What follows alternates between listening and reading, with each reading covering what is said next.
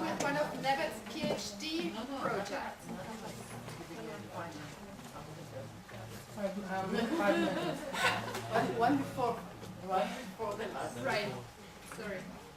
So I will briefly introduce, like to introduce Nevet's PhD students. One is Ibtisam Murray. Today she's our photographer, but she's also a PhD candidate of the Paul Bergel School of Social Work and Welfare, and she focuses in her research on attachment and parental perceptions of risk in the Bedouin community. And she puts a lot of effort in her work, so we are very happy to have her here, Ibtisam. The second person is Natalie Ulitzak, right? Okay.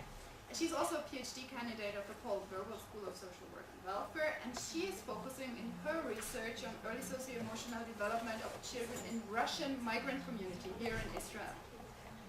And the third PhD student in this group is Michal Gatenyo-Kalush, and she's going to present now for the three of us their research, and Michal herself specialized on the Ethiopian migrant communities.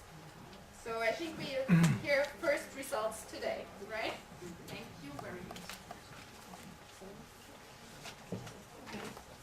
First of all, I must say that I'm here from the beginning, and I must say it's quite a big honor, maybe even too much, among all these professors and 40 to 50, and I don't know how many years of experience, and we are at the beginning. So we hope to go with you all together to the place you are there. But I will present on behalf of the research team. The three of us will presented. So we are dealing with a context-informed perspective on attachment and risk among three populations in Israel. And first of all, we would like to thank this professor that I just said, Professor Dorit Rostrier, Professor Heidi Keller, and Dr. Hile Otto, that without them we wouldn't be here today for their supervision and guidance. So thank you very much. Okay. Yes, yes.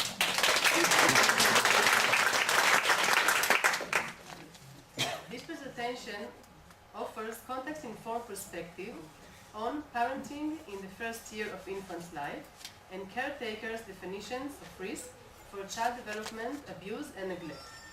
In this study, we try to understand how the socio-cultural political context, environmental conditions, traditions, unique characteristics, social norms, cultural values, etc., interact with the above domains. Here you can see this is the conceptual framework of the whole research. In this presentation, because all the one before us spoke about the theory, so here we will focus on the background of the population, the methodology, and preliminary results. So we met 30 infants and their primary caregivers from each one of the three communities in Israel. My research is with immigrants from Ethiopia. Ibtisam is doing her research with Arab Bedouins from the unrecognized villages. And Natalie is doing her research with immigrants from former Soviet Union. We met the family twice, once when the baby is 3 months of age, and the second time is when they are 1 year old. All the three populations are experiencing cultural changes while interacting with the state of Israel's policies, health, welfare, and education institutions. Here you can see the socio-demographic characteristics.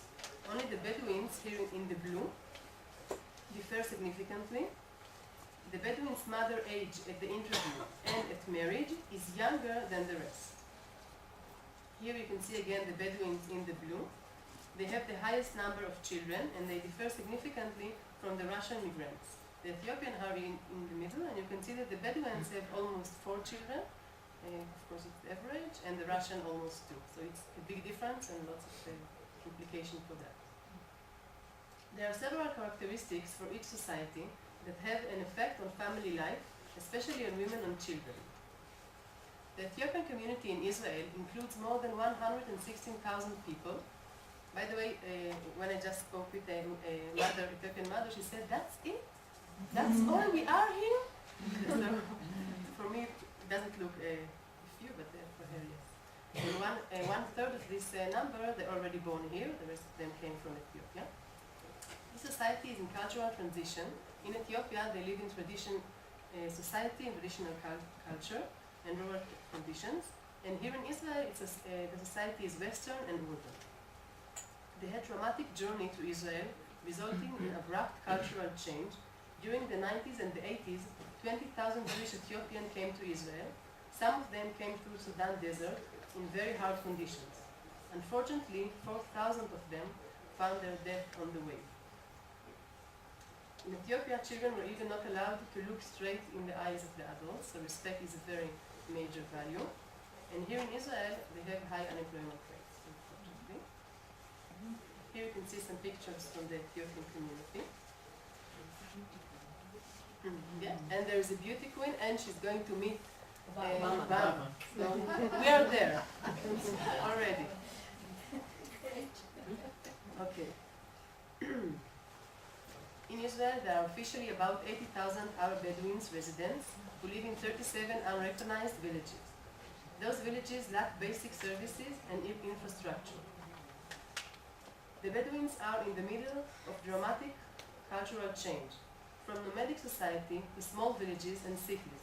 Still, in the unrecognized villages, tradition is respected, but also education is now highly regarded and seen as a venue to success.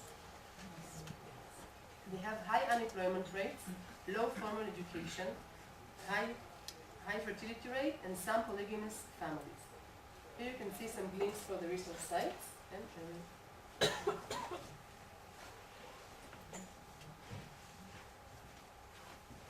Okay, now we are with the former Soviet Union.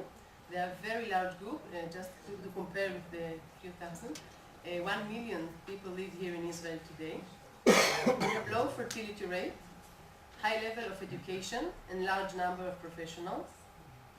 A strong affinity to the culture of origin, for example, keeping the language and cultural practices, and they support the preservation of the Russian culture, and they have ambivalence regarding the receiving society.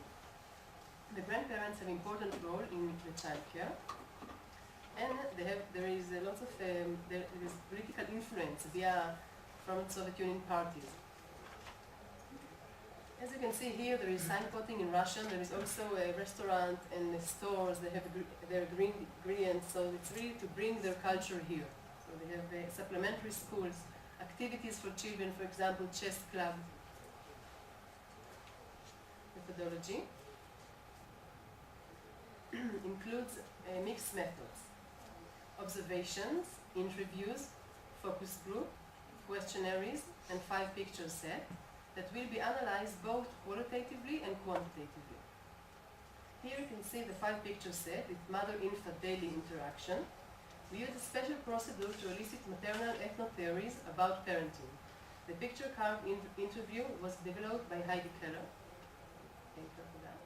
We use it as a trigger to ask mothers what kind of parenting behavior they consider as the important, and we ask them which one is the most important, and then what after this. And each card that we show them, we ask, why do you think it's important? So it's also the number they give them, and also the meaningful about it, which is very, very important, their explanation. Okay. This presentation focuses on some categories that emerge from the qualitative analysis of interviews, focus group, and the 5-picture set. Now I'm going to show you perception of socialization goals, good mother, and definitions of risk in 3 populations. Okay, so first here you can see the Ethiopian. The Ethiopian mothers aim socialization goals at social skills, self-confidence, and respect. For example, Marit said, first of all, he will be friendly, to know how to share with a friend, and to receive in return. And I just want to emphasize how much self-confidence is different from Ethiopia. Here in Israel, in order to survive, you must be assertive and not aggressive. It's a big difference between the two. In here it sounds different. Sometimes it looks the same. Yes, but we want it to be different. So some of the mothers said sentence like, I'm afraid she will be like me, thinking twice before asking anything. For example, one of the mothers told me that she asked her daughter to go and order pizza, and she didn't want to, and it was just the day before the interview, and she took it very, very hard. the mother. She was thinking about it, and why is the daughter like this, and she doesn't want her to be like herself. So it's a big thing for her that she will have confidence, she will have the ability to ask and to say things for her own. And now we jump to the form of Soviet Union, because as you can see, the first two are similar, social skills and self-confidence, but the third one is very different, is education. Shani said, hard work, devotion, desire to learn, and attraction to knowledge. This is very important in our society. The Bedouin mother socialization goals aim at calm, polite, and respectful children. For example, Asma said, a calm child doesn't cause damage, doesn't speak rudely when he is amongst people, and always looks clean.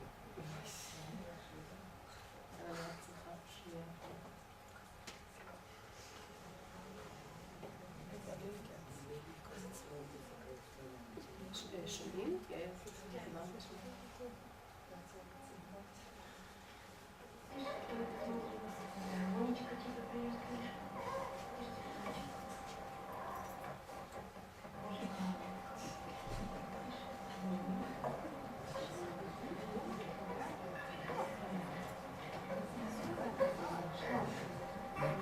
Maybe it's 3 months, right? Смотри, это глаз, это мячик. Это коробка, это подарок.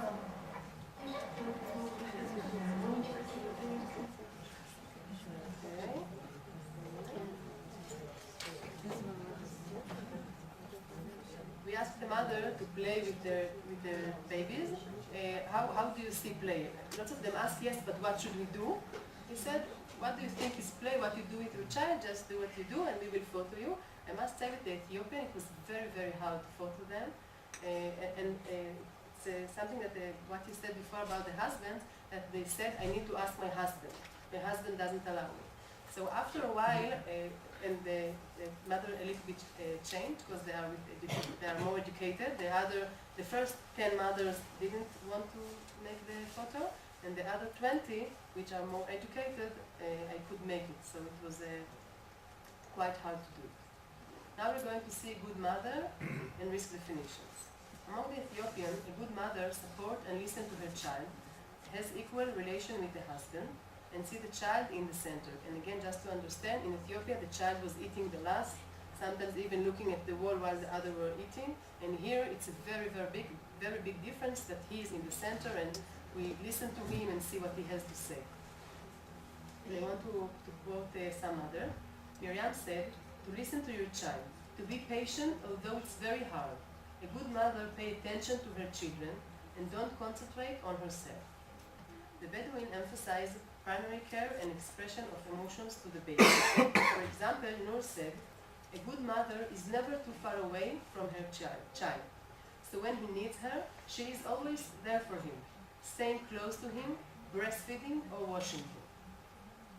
And among the former Soviet Union, a mother invests in the child, develops him in order to realize his potential. The child is also in the center. For example, Regina said, good mother gives her child everything and most important, to invest in education and learning.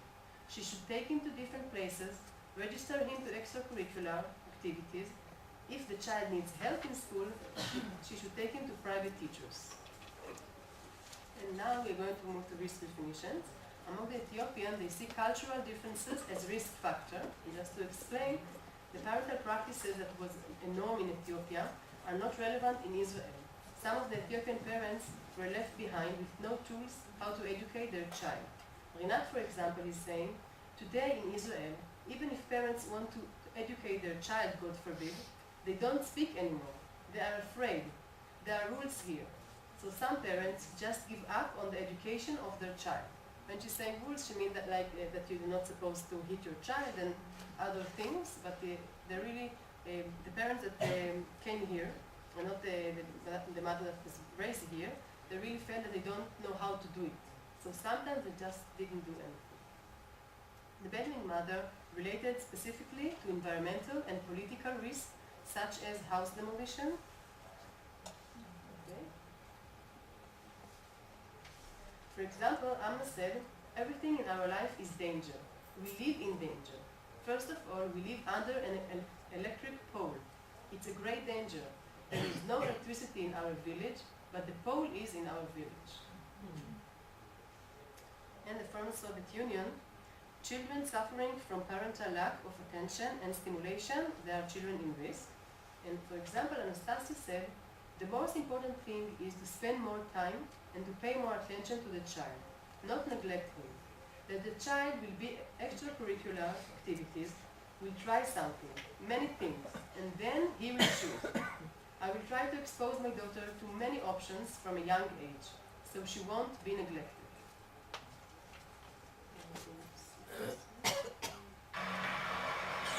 محمد يلا جاء ايش حنان تدللي حنون يلا جاء يلا جاء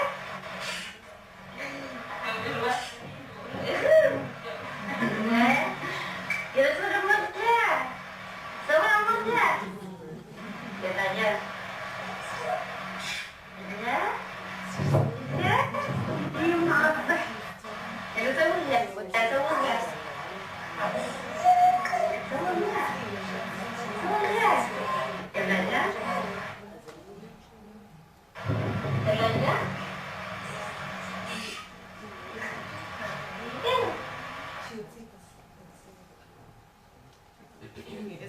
When I showed her film, so I thought that it's a little bit the same, the Russian and the zoo, and here in the Bedouin, so you can see the similarity.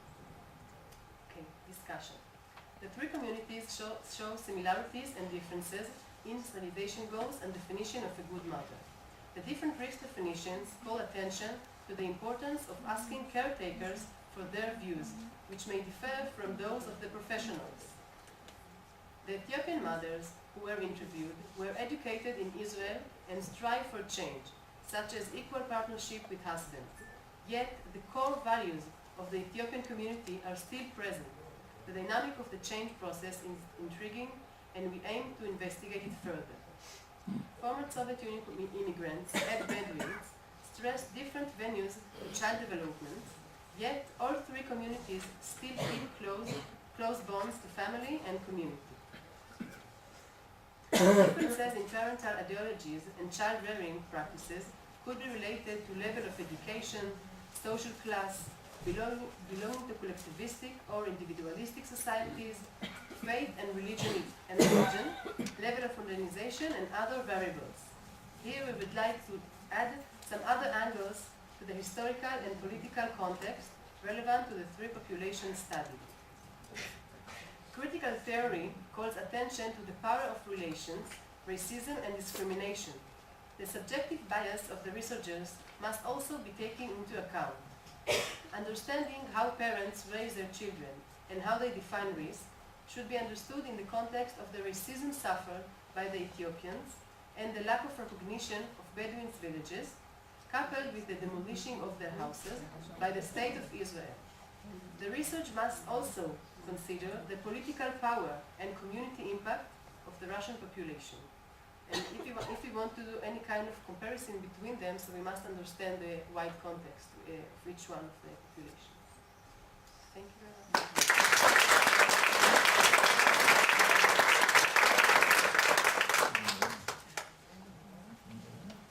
Thank you very much.